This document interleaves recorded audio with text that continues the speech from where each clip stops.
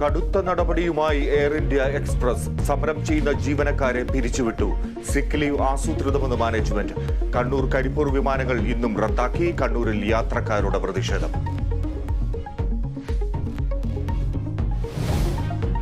കടുത്ത ചൂടിന് ആശ്വാസമായി വേനൽ മഴ. തിരുവനന്തപുരം, ആലപ്പുഴ, കോഴിക്കോട് ജില്ലകളിൽ ഉഷ്ണതരംഗ മുന്നറിയിപ്പ് തുടരുന്നു. വൈദ്യുതി പ്രതിസന്ധിയിൽ മന്ത്രി കെ കൃഷ്ണൻകുട്ടിയുടെ നേതൃത്വത്തിൽ ഉന്നതതല യോഗം. കോഴിക്കോട് സ്റ്റീൽ കോംപ്ലക്സ് കേരളത്തിന് നഷ്ടമാകുന്നു. പൊതുമേഖലാ സ്ഥാപനം സ്വകാര്യ കമ്പനിക്ക് ചുളുവിലയ്ക്ക് കൈമാറാൻ നാഷണൽ ട്രൈബ്യൂണലിന്റെ ഉത്തരവ്. സംസ്ഥാന സർക്കാർ അപ്പീൽ നൽകും.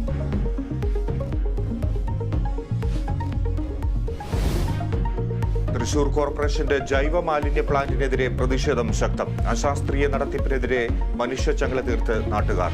ഈച്ച ശല്യത്തിൽ പൊറുതിമുട്ടി പ്രദേശവാസികൾ.